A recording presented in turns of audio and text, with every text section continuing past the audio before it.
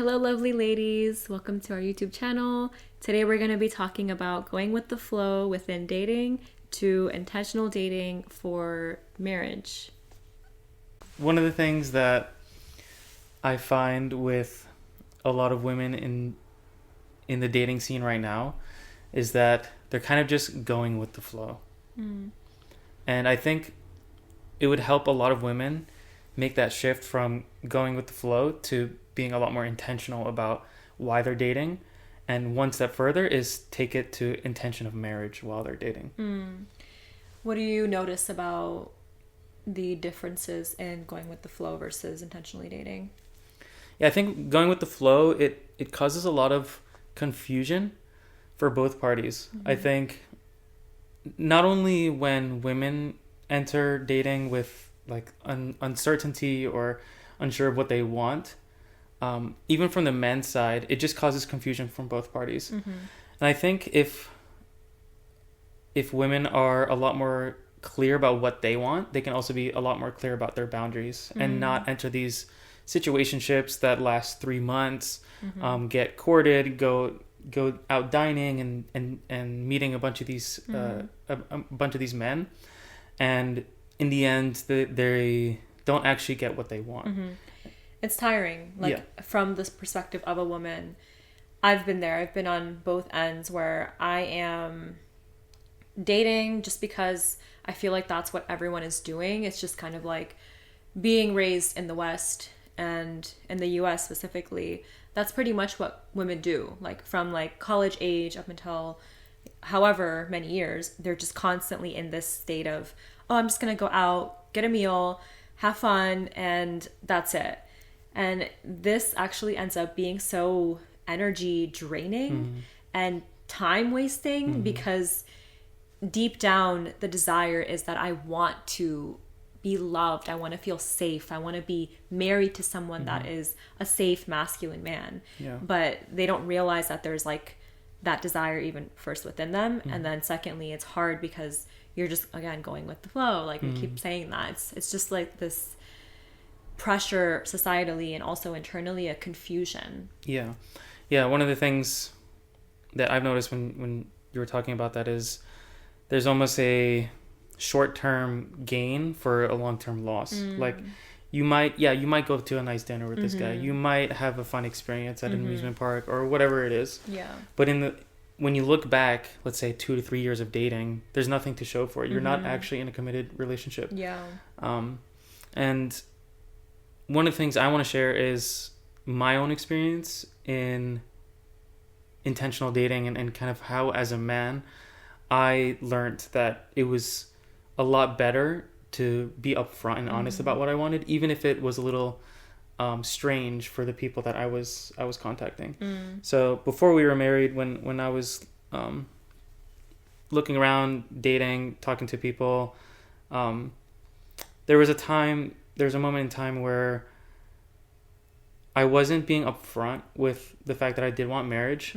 It was this more like laissez-faire, casual, go with the flow, like, oh, like in my mind, I do want a long-term partner, but I don't want to scare this person off with such a huge commitment. Like in my mind, it was almost like marriage is not romantic. Marriage is like a big responsibility that is too much for the woman to carry right now when we've just met. Why are we talking about marriage? But it just led me nowhere. And I felt like when I wasn't upfront about wanting marriage and dating and getting to know someone with the intention of marriage, things just fell through, or I wasn't really getting any real responses or feedback or success in that sense. Almost like the intention was the driving force to get that connection or get that kind of like depth within the relationship. I feel like even for me, it was a lot of confusion in my past before we met. For about a year, I was dating for marriage. I was being courted by men. And this is how I know it's not just you. Like I knew that it was more than, it was a norm. And it was a norm because I had made it a norm. I had made it a standard within my life. Prior to that year, I was just dating for fun. I would get an app and get on a phone call and be like, yeah, okay, I'm down to go get pizza or down to hang out. And that was not really, at the time it felt like, okay, I'm just having fun. But I soon realized like, oh my God, I'm not getting anywhere. I'm not getting the depth that I so deeply craved. And then that year where I was intentionally dating, even then it was like such a huge mindset shift to become marriage minded, to prioritize marriage, because it was a reminder that these men exist, that there are men out there that want marriage, that want a family, that want the house, that want the travel, that want the safety. They want security, which is the sanctity of marriage. Yeah. And it's incredible because we feel like societally it's almost this, we're running away from it. Like it doesn't feel as useful or as important anymore. But really I've learned so much about myself within our marriage. We haven't been married forever, for years and years and years, but for the time that we have been married, it literally feels like I'm operating in a different timeline, like in a different world. The things that I've learned about myself, the things that I feel for you, the things that we talk about, the moments we share, the memories we share, it's something that I don't think I would have ever gotten in just, let's say, a boyfriend-girlfriend relationship, or even if we were just fiancés for like years and years. Yeah, I think it's interesting that you talk about the depth of the relationship, and that only coming through a commitment as large as marriage. Like marriage being this lifelong commitment allows for that depth to happen because it allows for vulnerability to happen. I think it's like no matter what I share, we have committed to be with each other. Yeah. And that allows us to be vulnerable and like open to whatever we have to share with each other. And I think one of the things that I do want to bring up is how I went from just that casual, like, hey, let's just hang out, let's just grab a coffee or some food and see where it goes, to straight up messaging women like, I want to get to know you with the intention of marriage. I am intentionally dating. If you are not interested in marriage in the next year or two, like, we do not fit. Like, we are not looking for the same things right now. And even from me, it saved me a lot of energy and time in who I initiated with. Yeah. Like who I planned dates for, how much commitment I put. And it felt a lot easier for me to be committal as a man, and not a little like wishy-washy or seeing multiple people at the same time. Once I knew that I wanted to marry you, everyone else fell by the wayside. I didn't want to talk to anybody else because I knew that I could commit fully to you. And I think a lot of men want and operate in that way of full commitment to the things that they want. Would you say that it's either full commitment or no commitment? Yes. Yeah. And I think... Is there an in-between ever? There are many men who have that in-between, but that's not the men that women would want to commit to or like commit with. Because why would you commit with a man who is not fully committed to you? It's like confused or like almost just like, I'll see how it is. Like I want to be with this person, but I may not be ready with my work, or I may not be ready with this aspect of my life. Is that what you're saying? From the man's perspective? Yeah. Yeah. I mean, if a man is giving you mixed signals, he's not ready to marry you. He has other priorities in his life, and as a woman, do you want to be a second or third priority of the man? Yeah. So that's the question you have to ask. Like, and maybe in the whole dating process, if he's seeing 3 other women, and he's not really committed to either of you, any of you, then you will be able to sense that this man is not serious. Yeah, that's a good point. I knew that Samer was serious when he sent me a message that just straight up said, I want to talk to you for the intention of marriage. Literally, like word for word, it was that message. And this wasn't, like I said, it wasn't a new experience because I have gotten a similar message like that before. But it was something that, as a woman, we want, like deep down, we want to hear that from someone. And getting that message off the bat was just like, okay, period. Like, he is interested in me, he knows me, and at the time I had my podcast, And so I like had a lot to share about my life, about my journey, about myself. So it's not like you were just operating in this, she's attractive, she's my type, I'm gonna go and reach out to her. It was deeper than that. Yeah, that was definitely part of it. I did think you were attractive, but yeah, Selena had a podcast going, and I pretty much listened to all of them. And through that, I knew that, okay, this is someone that I want to get to know better. Again, for the intention of marriage. And even for me, when I remember part of the message was like, hey, if you're not willing to talk to me with the intention of marriage or get to know me, then like I will move on with my life. Yes. Like I will. Yeah, I you will said move that. on. Like, let me know, and I can just like end it or like kind of move on. Yeah. I remember that. Yeah, it was a little bit more casual. It was like I can just move on with my life or something, because I did feel very like stuck. Like I had to message you. There was a feeling of like needing to message you. Yeah. I think the story of you in Seattle was really, really interesting and romantic. Yeah, I was in Utah first I was in Utah with a couple of my buddies, just on a hiking trip, and I was very open with new experiences and going to different places. And Utah is such a diverse environment. You drive an hour north or an hour south, and it completely changes environment. And part of that same trip, we went to Seattle for some things as well, and we went hiking there too.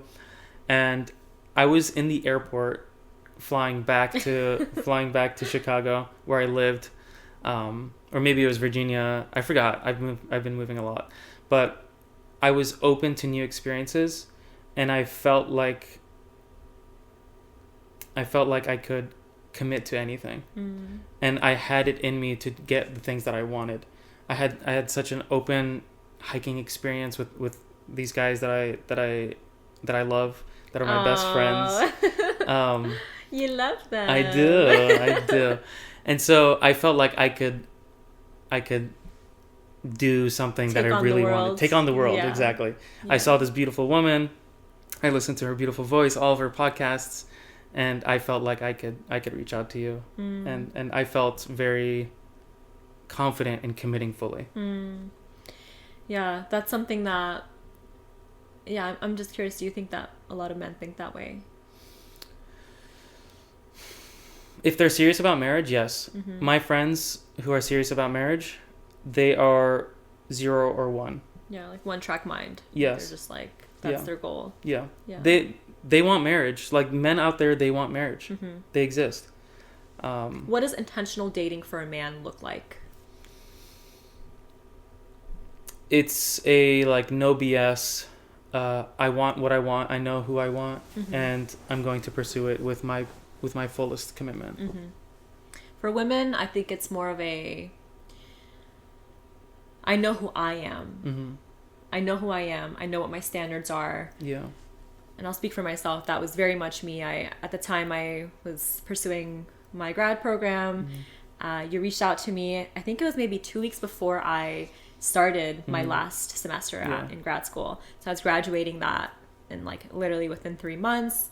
And I was pretty one-track mind in that I need to graduate, I need to find a job, I need to get my life together. And there was no room for anything that was playing games or just going with the flow or seeing how things go. It was this very serious mentality that I was in. And above all else, not even just being in grad school, but it was the fact that I was working out so regularly, so consistently. I mean, I was eating super clean, tuna and sardines and you know the diet I had, like so clean, and what I was doing religiously, spiritually, I was so connected with God. I felt my most connected in that time frame, and I was praying all the time. All the time I was praying about, who is this man that God has for me? I want him to be XYZ, and like having the love list, having a list of qualities, traits, things that are important to me. That was so big in my journey. Like I knew who I was and I knew what I wanted. And I wasn't willing to settle for less, or I wasn't willing to be with someone that wasn't 100% serious in the same way that I was too. Yeah, I'm hearing that you were committed to yourself. Yes. And you wouldn't accept anyone who wasn't as committed to you as you were. Exactly. It's almost like, I heard this from somewhere, but they were saying that you provide so much value to your own life, and you would never want someone else to just come into your life and take that value from you. So it's almost this like, if you're not adding to my life, then there is no reason to be in my life. I felt so fulfilled just generally with what I was doing, with my routines, my habits, my love for myself, what I was learning, like being a therapist. I mean, I love the work that I do, and I knew that was such a big part of my life. I wasn't going to just like marry someone that can't understand the work that I'm fulfilling every single day. And I felt like even just our conversations were so deep. I mean, they went so deep. Yeah.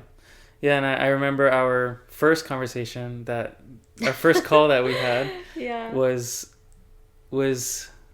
deep, almost like head on, right? Head on. Yeah. Just like straight up. Yeah. Because again, I didn't want anyone who wasn't intentional about marriage, and you didn't want anyone who wasn't willing to commit to you fully. Yeah.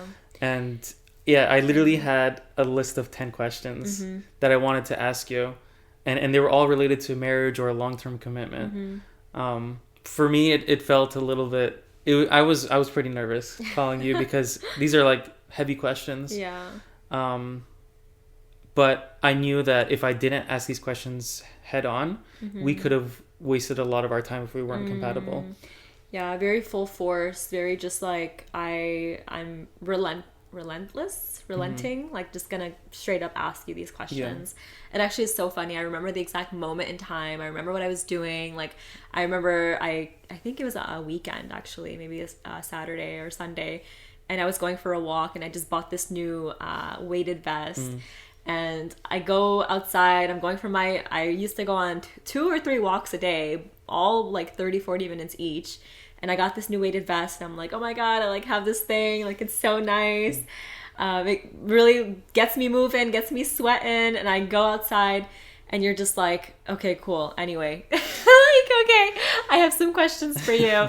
And I'm like, okay, like, let's get into it then. I remember laughing, actually. I remember being like, this is hilarious. Like, you're just so in it. There was almost like no room for small talk. I didn't have any small talk because I was like, oh, how are you doing? Like, how's your day? And you're like, well, I'm on a walk. Like, I got this weighted vest. And I was like, okay, cool. So how many kids do you want? And that wasn't the question that you asked, but I do remember a lot of sharing of values. Like a lot of those questions were value based. A lot of them were questions on where I see my life in a few years. Even just boundary questions, I feel like those are really important questions to ask for both men and for women.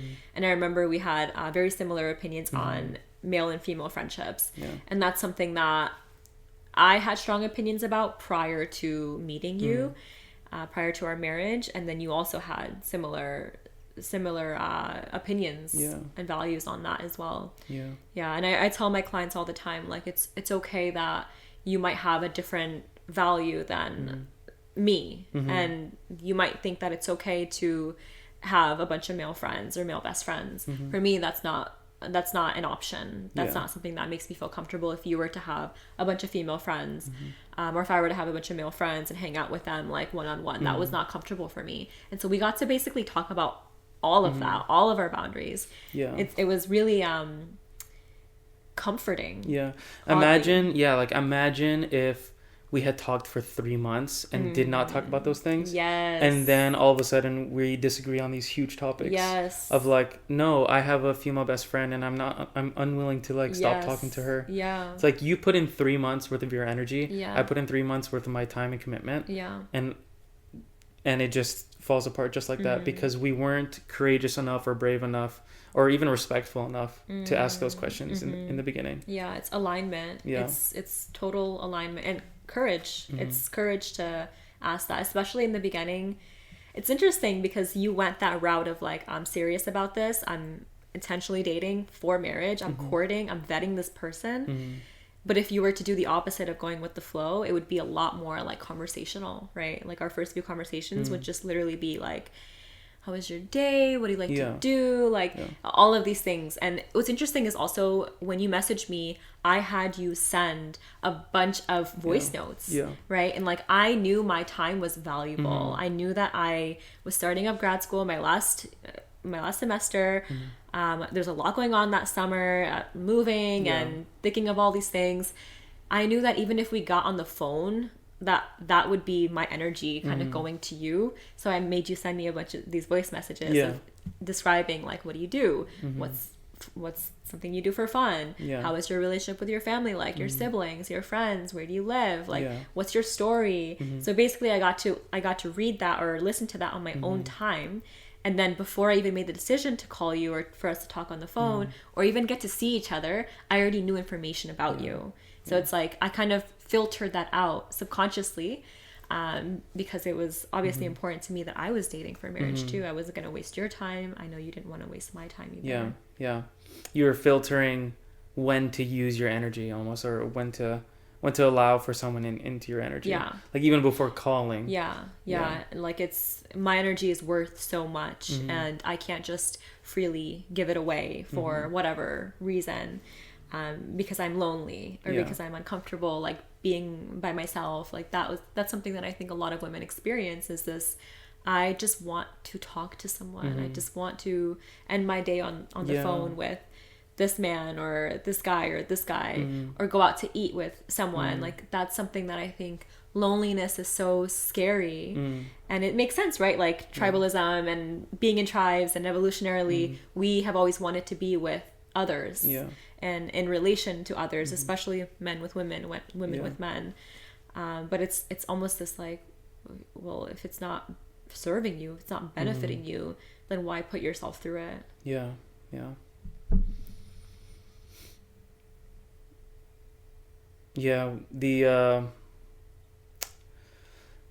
The safety I think that women want from men, I feel like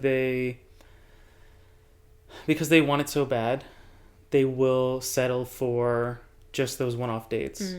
Like again, the loneliness of being a woman or the unsafety of being alone as a woman, it's slightly different from what that looks like in a man. But I can imagine it's like I don't want to go home alone. I don't want to be sleeping at night alone. So I think that's important to note that like you don't want to be moving out of desperation. It should really be, again, intentional. Yeah. If you're dating, it should be intentional dating. Yeah, a space of love, a space of, I deserve the best in my life. I deserve the man that God has for me, and not just some random guy the first guy that messages me on Instagram. And I think that's... So we had some camera issues, but we're back. So I wanted to talk about another point of how intentional I was with making sure that you knew I was committed to you. And one of those things was actually meeting your brother in person, your eldest brother, before meeting you. And what that signaled, or what I hoped that it would signal, that to you, I was serious. I was committed to you, and to the men in your family, that they had my word as well, that I wasn't going to hurt you, or I wasn't going to waste your time or their time. Yeah, it's interesting because with intentional dating, you as a woman, you're looking for his words to match up with his actions to match up with his words. You're looking for that similarity. And before I was speaking with you, I remember an interaction I had with someone that I seemingly thought that it was going to work out. And I noticed that was a really big distinction or difference, is that words and actions were not lining up. And that's something that I think a lot of women, we will fall for potential. We'll fall for this, oh, like, yeah, it's he said he's gonna do it, so of course, like, he's gonna do it. But then he doesn't do it. And I remember even just those small little things that you would do, whether it was speaking with my brother or getting his phone number, getting lunch, or I think it was breakfast with him. My brother going out of his way to like go there, right? That was a really big thing, and my brother is very important to me, and so you knew that it's going to be of benefit if you go and meet with him. The other part is also when you would tell me you would call me, at 5:00, you can call me at 5:00, 5:01. Like, it would literally be like clockwork. You would give me a call. Yeah. And that's how, over time, it was becoming easier and easier for me to see he's serious. I mean, that's one thing if you were to do that. You know, we talked every day for months. Yeah. Like, it wasn't just one and done. You did that for 1 week and that was it. It was every single time. And if we couldn't talk for whatever reason, we had alternatives, or we had other ways that we can communicate. And I feel like that was a really big, important part of my safety, me feeling secure, me feeling safe about being in the care of you. I knew that you were committed just based on these little things that just snowballed or just continued to add up. Yeah, that consistency over time allowed you to find some safety or stability within our relationship. Yeah, it was the intentional part of our process. It wasn't just for funsies. We were going on these dates, and they were fun. We had a lot of fun dates. I felt very connected to you. I felt that chemistry. I felt that attraction. Yeah, all of those things were there. I mean, it's all these little things that we talked about beforehand that actually made my body and heart feel safe in order for me to open up more and more. That's another big thing, right? Is like, women just kind of go all in without realizing that their energy is sacred. Like, as women, our energy is so sacred, and we can't just give it freely to whoever we want, whenever we want. If I had, what do you think you would have done if I had presented just all of me to you? Yeah, there would have been almost like a red flag in my mind that, like, why she's so like desperate or quick to just give herself all up to this random guy she doesn't even know. Like, even me, I'd start to feel like, is she doing this with everybody who's talking to her? And that wouldn't feel safe for me. That wouldn't feel safe for me. So yeah, in therapy, the term is trauma bond. It's like me being able to just tell you everything I've ever experienced in my entire life, just throwing it all onto you. It's like, it's obviously not going to make you feel okay, and internally it's not going to make me feel okay either. It's going to be a major disconnect, and if anything, if you were attracted to that would be pretty bad. It wouldn't feel connecting in the grand scheme of things type of way. It would just be this like feeling of, I need to protect this person, I need to like take care of this person, even though there's just all of this stuff happening within a week's time span, let's say. Yeah, I think it makes me think about how women tend to share connection through vulnerability, and men with each other. Yeah, with each other, among each other. And so I think a lot of women fall into this misconception that if they open up themselves completely to this man, that the man will fall in love with them because of their vulnerability. But us men, we actually connect through shared strength. And so there needs to be a balance of how much strength you show and how much vulnerability you show throughout the courting process or the dating process. If you show too much vulnerability as a woman, the man will be like, okay, she's too much. There's like too much going on here. If you show too much strength, he will almost feel like you are just a friend, or like he's dealing with a man. What is my intention? What is my purpose here? What can I provide for this woman who can do it all herself?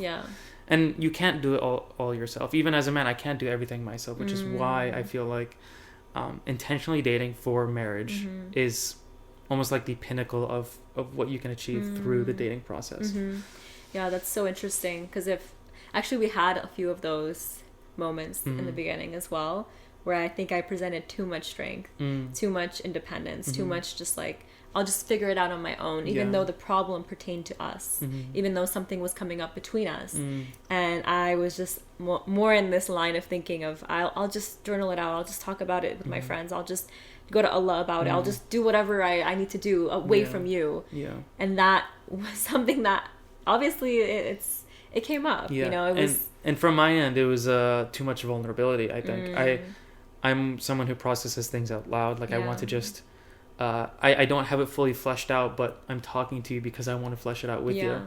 And I was showing too much vulnerability. Maybe you were showing too much strength, and that caused an imbalance. That caused some sort of like anxious, avoidant attachment. And obviously, we found a place of stability a few months, like into not even marriage, but into dating. Because we were starting to become aware of what we value, what we believe, how like we want our relationship to be. And so we started to stabilize a little bit more as we got to talk more. Yeah, I agree. I definitely think it took a little bit, but it's a part of our journey, and I think it was a really beautiful part, and now we're here and it feels really amazing. Yeah.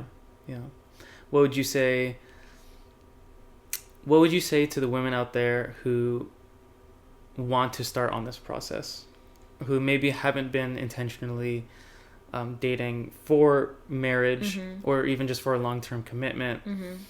What would you say is the best place to start for them? Maybe something that they believe is true but is not actually true.